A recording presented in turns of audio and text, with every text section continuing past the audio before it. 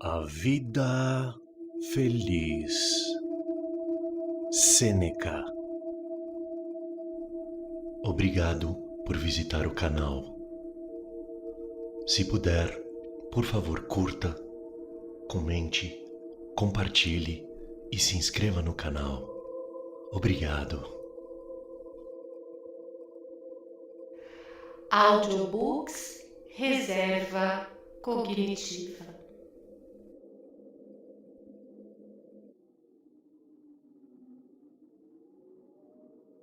A felicidade humana é fundada na sabedoria e na virtude, mas primeiro na sabedoria.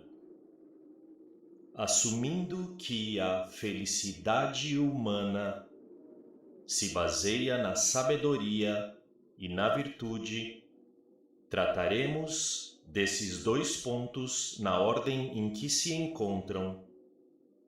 E, primeiro, da sabedoria, não na latitude de suas várias operações, mas pela consideração que tem pela boa vida e pela felicidade da humanidade. A sabedoria é o entendimento correto, uma faculdade de discernir o bem do mal, o que deve ser escolhido e o que deve ser rejeitado.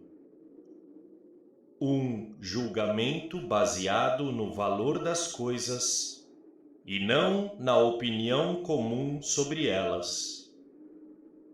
Uma igualdade de forças e um poder de decisão. Ela zela por nossas palavras e ações, leva-nos à contemplação das obras da natureza e nos torna invencíveis diante do bom ou do mau destino. É grande e espaçosa e requer muito espaço para ser trabalhada.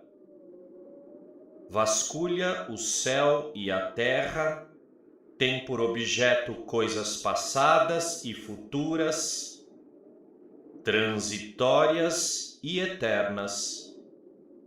Ela examina todas as circunstâncias do tempo, o que é, quando começou e por quanto tempo continuará. É assim também para a mente, de onde veio, do que se trata, quando começa, quanto tempo dura, se passa ou não de uma forma para outra, ou se serve apenas a uma forma e vagueia quando nos deixa. Se ela permanece em um estado de separação. E qual a ação decorrente disso? Que uso faz de sua liberdade? Se retém ou não a memória de coisas passadas e se chega ao conhecimento de si mesma? É o hábito de uma mente perfeita e a perfeição da humanidade, elevada tão alto quanto a natureza pode carregá-la. Diferencia-se da filosofia como a avareza e o dinheiro. Uma deseja e a outra é desejada. Uma é o efeito e a recompensa da outra. Ser sábio é usar a sabedoria, como ver é usar os olhos e falar é usar da eloquência. Aquele que é perfeitamente sábio é perfeitamente feliz. Não, o próprio despertar da sabedoria torna a vida mais fácil para nós. Tampouco é suficiente saber disso, a menos que o gravemos em nossas mentes por meio da meditação diária e assim transformando a boa vontade em um bom hábito. E devemos praticar o que pregamos, pois a filosofia não é assunto para ostentação popular, nem repousa em palavras, mas em ações. Não é um entretenimento levado como um deleite, ou para dar um sabor adicional ao nosso lazer, mas habitua a mente, governa nossas ações, diz-nos o que devemos fazer e o que não devemos fazer. Ela está no leme e nos guia por todos os perigos. Não podemos estar seguros sem ela, pois cada hora vivida nos dá a oportunidade de fazer uso dela.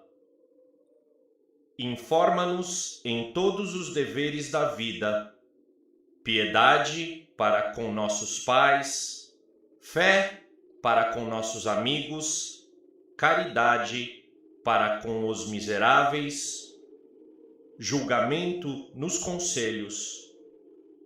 Dá-nos a paz por não temer nada e as riquezas por não cobiçar nada. Não há condição de vida que impeça um homem sábio de cumprir seu dever. Se o seu destino for bom, ele o fortalece. Se for ruim, ele o domina. Se ele possui uma propriedade, ele exercerá sua virtude com abundância.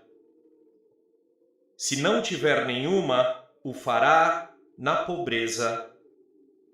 Se ele não pode fazer isso em seu país, ele o fará no exílio.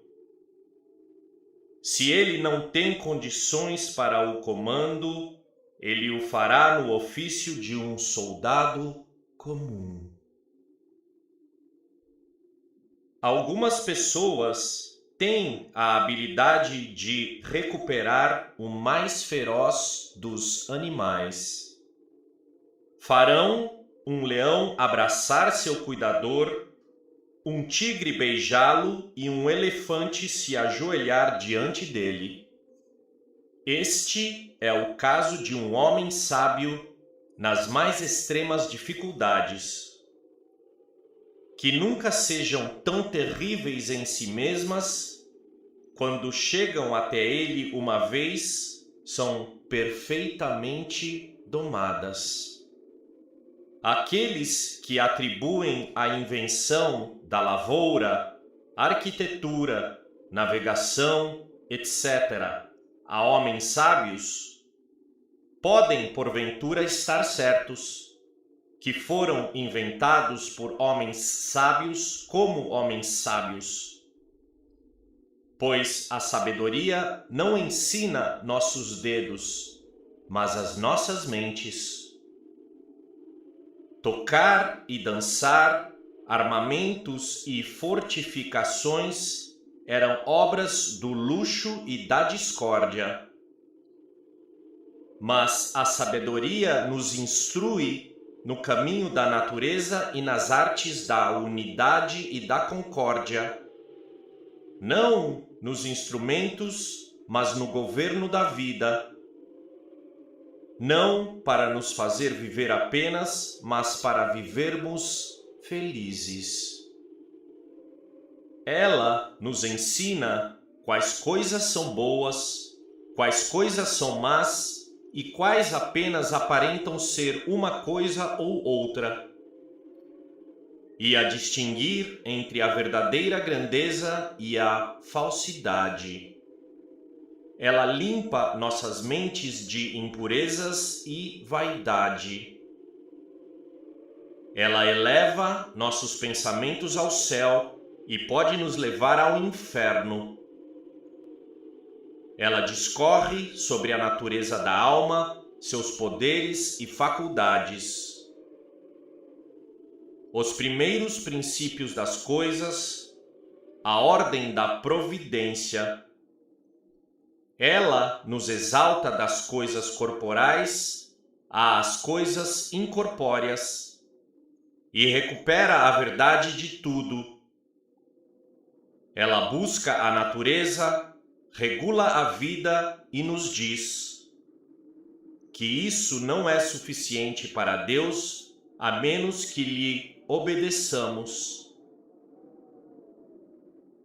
Ela vê todos os acidentes como atos da providência. Dá o verdadeiro valor das coisas, livra-nos de falsas opiniões e condena todos os prazeres associados ao arrependimento. Ela não permite que nada que seja bom não o seja para sempre. Que nenhum homem seja feliz que não precise de outra felicidade senão a que tem dentro de si. Esta é a felicidade da vida humana, uma felicidade que não pode ser corrompida nem extinta. Ela investiga a natureza dos céus, a influência das estrelas. Quão profundamente elas operam em nossas mentes e corpos.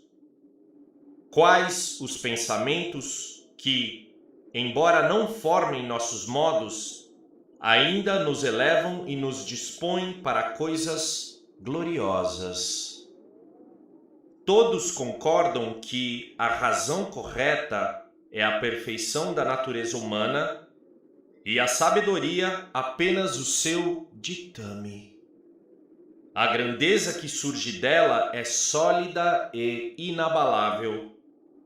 As resoluções da sabedoria, sendo livres, absolutas e constantes, ao passo que a loucura nunca fica satisfeita com a mesma coisa, muda constantemente de conselhos e fica logo farta de si mesma. Não pode haver felicidade sem constância e prudência, pois um homem sábio deve escrever sem rasuras, e do que ele gosta uma vez, deve aprovar para sempre. Ele não admite nada que seja mau ou escorregadio, mas marcha sem cambalear ou tropeçar, e nunca se surpreende. Ele vive sempre fiel e firme a si mesmo e, aconteça o que acontecer com ele, esta grande artífice de ambos os destinos torna-se uma vantagem. Aquele que recusa e hesita ainda não está completo, mas, onde quer que a virtude se interponha, deve haver concórdia e consentimento de ambas as partes, pois todas as virtudes estão de comum acordo, assim como todos os vícios estão em desacordo. O sábio, em qualquer condição em que se encontre, ainda será feliz, pois submete todas as coisas a si próprio, porque se submete à razão e governa suas ações por conselhos, não por paixões.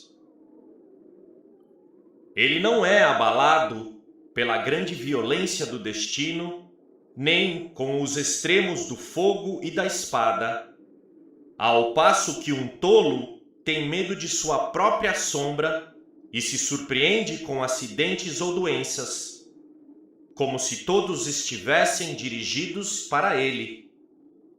Ele não faz nada de má vontade, pois tudo o que se faz necessário, ele o faz por sua própria escolha. Ele pondera consigo mesmo sobre o escopo e o fim certos da vida humana.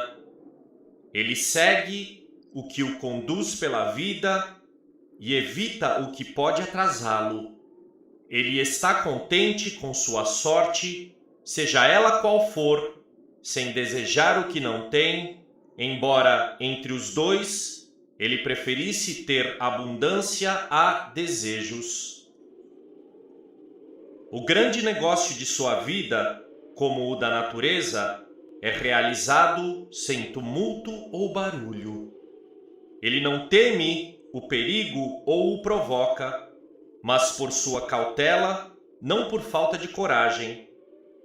Para o cativeiro, as feridas e as correntes, ele apenas os encara como um terror falso e linfático.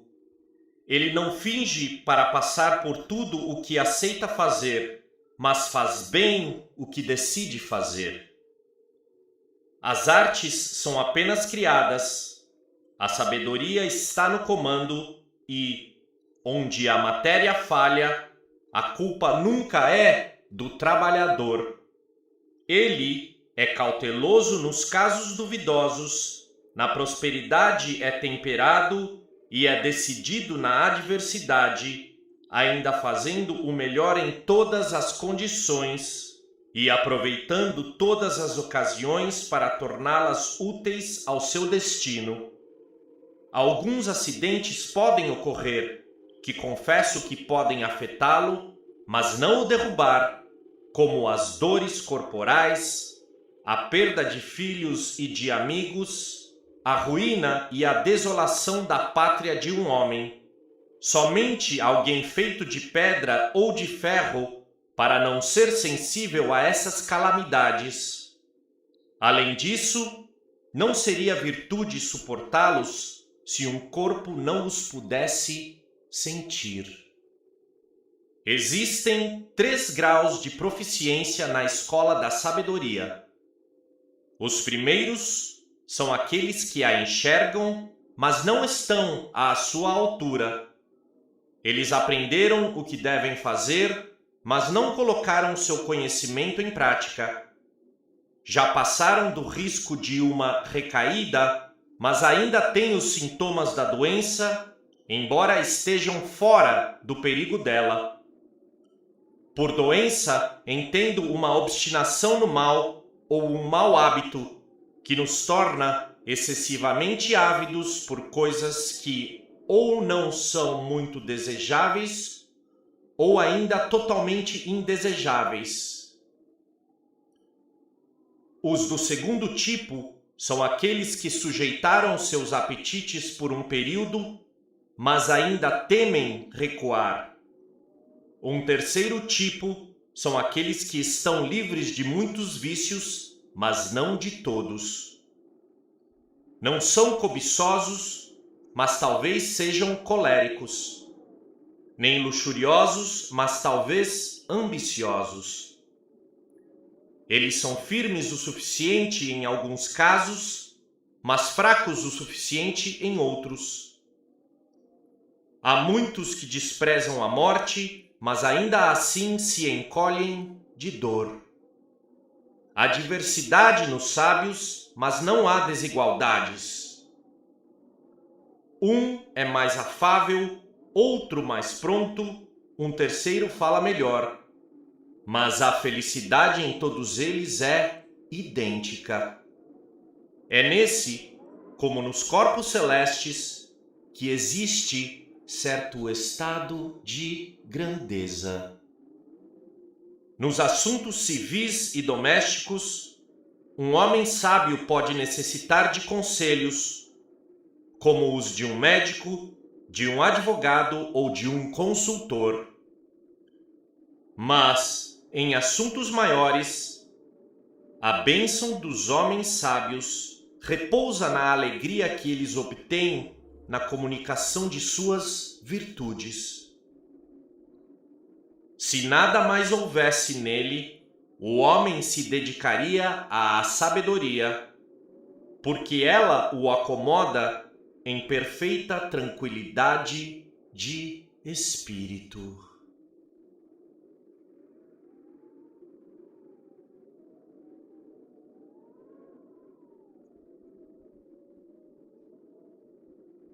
A vida feliz.